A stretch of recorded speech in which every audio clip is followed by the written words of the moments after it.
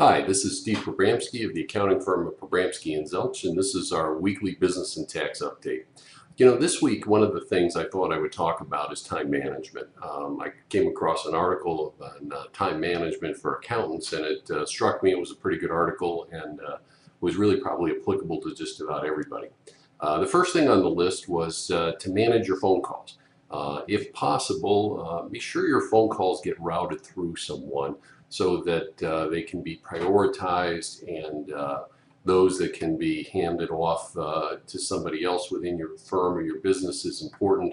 And then try to group your phone calls together and return your calls. I'm a person, I return a phone call every day. If somebody calls me, I call back within 24 hours. I just think it's a sign of respect. Even for people I don't know. It's just, I just want to deal with it. I don't like having messages pile up on my desk. And similarly, if I leave a message for somebody, I would hope they would give me the common courtesy of returning a call within 24 hours. But constantly taking phone calls during the day, especially if you're in the middle of a project or something, can be very disruptive. And, sometimes you get into a rhythm. And taking various phone calls for various things isn't always the best way to manage your time. The next thing the article suggested was to put together a to-do list and try to stick to it. In another segment, I had talked about running your business, and I had said that a bad plan is better than no plan, because with no plan you have no idea where you're going to end up. And it's sort of the similar thing with a to-do list. If you map out your day, you tend to look at where your meetings are, what you need to get done.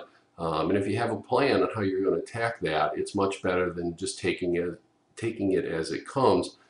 Sometimes I talk about where I see businesses or people doing what I call ready, shoot, aim. In other words, they have laid out what they want to do, but they really have no idea how they're going to go about it. And they tend to really not have a good priority as to the things they need to accomplish on a daily, weekly, or monthly basis. The next thing really goes into that organization. Try to put time blocks together.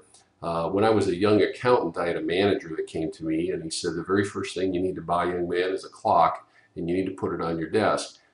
Because if you don't put a time allotment around your various projects, you're going to let the time that you have available expand into the project that you're working on. In other words, if I say it's going to take me 15 minutes to write a letter, I'll do it in 15 minutes. If I have an hour, I'll probably take an hour to write that letter.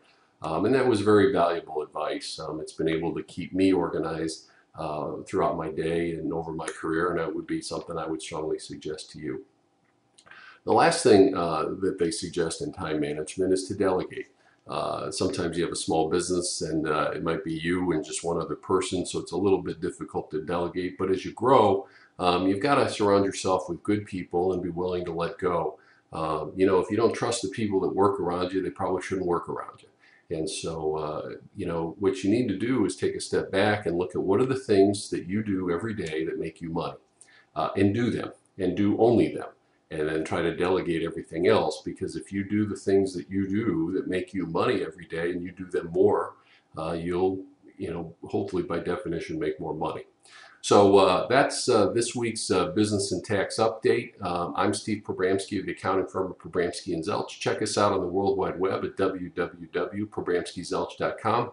We have 3 offices down here in the beautiful Florida Keys, Key West, Marathon, and Islamorada.